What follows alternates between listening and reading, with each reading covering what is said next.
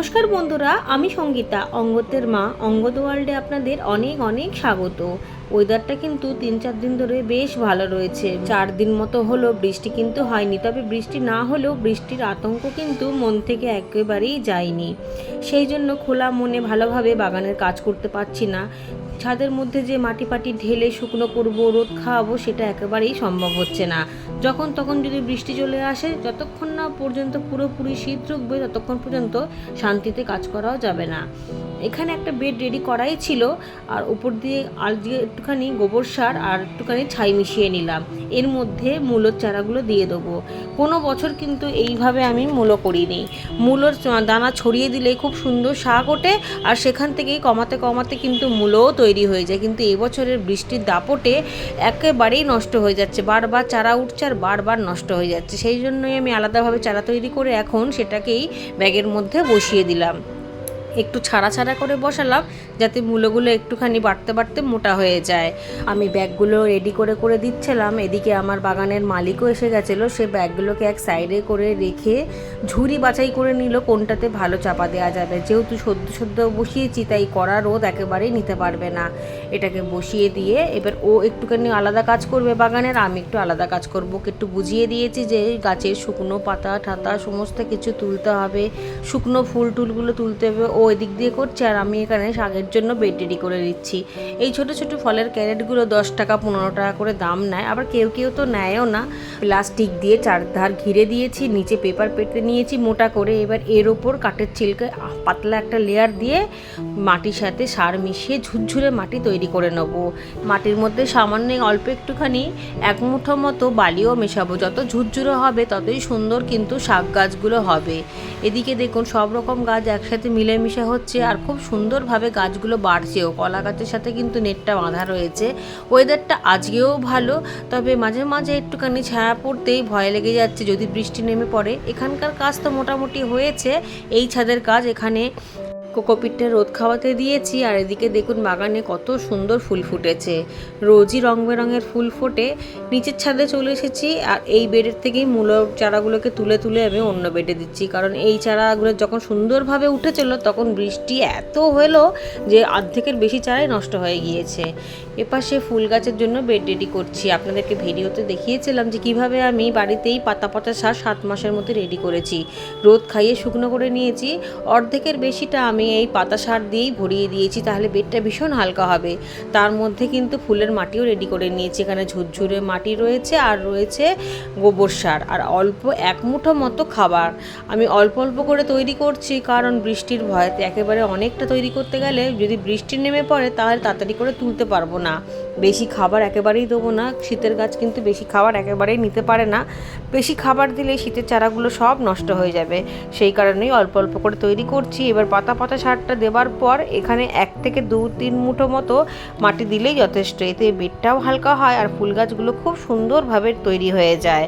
এতে যে কোনো ফুল গাছ খুব ভালোভাবে হবে। একটু ছায়া জায়গায় প্রথমে রাখতে হবে চারা বসিয়ে, অথবা যদি দানাও ফেলা হয় তাহলেও কিন্তু খুব সুন্দর দানা থেকে চারা উঠে আসবে। এই দেখুন সম্পূর্ণটা ভরিনি, কারণ শীতের ফুল গাছে শেকড় খুব একটা গভীরে যায় না। অনেকগুলো টব ভরে গেছে, আবারও নতুন করে তৈরি করে নিচ্ছি। এই দেখুন কোকোপিট নিয়েছি, মাটি নিয়েছি, আর ভার্মি কম্পোস্ট নিয়েছি, আর বালিতে মেশানোই ছিল। এইভাবেই কিন্তু আমি তৈরি করেছি। আর 1 মুঠো খাবার বারবার করে অল্প অল্প করে তৈরি করতে হচ্ছে বৃষ্টির জন্য, যেটা আমি বললাম এক্ষুনি। এবার খুব সুন্দরভাবে মিশিয়ে আবারও একই রকমভাবে টবগুলোকে ভরে নেবো। এই দেখুন এখানে সব রকম টব ভরা হয়ে গেছে, ছোট বড় হ্যাঙ্গিং। এবার সব টবগুলোকে একসাথে জমা করেছি। একসাথে জমা করার কারণ হলো যদি বৃষ্টি এসে যায় তাড়াতাড়ি করে প্লাস্টিক দিয়ে ঢাকতে পারবো। মাটিগুলো সুন্দরভাবে তৈরি হয়ে গেছে, শুকনো আছে। বৃষ্টি হলে সব একেবারে নষ্ট হয়ে যাবে, আবার নতুন করে আমাকে রোদ খাওয়াতে হবে, সব এলোমেলো হয়ে যাবে। এমনি বাগানে প্রচুর কাজ থাকে, সংসারে প্রচুর কাজ থাকে, সেই কারণেই এক্সট্রা কাজ করব না বলেই একসাথে রেখেছি। প্লাস্টিকটাও সামনে রেখেছি। এখানে কিছুটা কোকোপিট বেঁচেছে, আর এই সবজির খোসাগুলো গাছের গোড়ায় দিয়ে দেবো। এই দেখুন প্লাস্টিকও রেডি করে রেখেছি তাড়াতাড়ি করে চাপা দেওয়ার জন্য। তবে এই একটা প্লাস্টিক না, আর একটা প্লাস্টিকও রয়েছে। এখন মোটামুটি এরকমভাবে রেখেছি, আপনাদেরকে দেখালাম।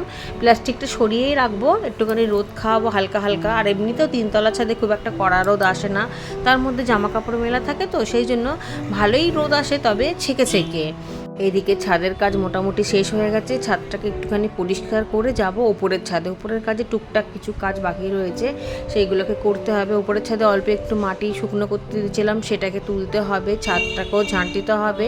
তখন তো করতে পারিনি, কারণ এই ছাদে তখন কাজ করতে করতে নিচে চলে গেছিলাম, আর অল্প অল্প গাছে জলও দিয়েছিলাম, তাই ছাদটা ভেজা ছিল।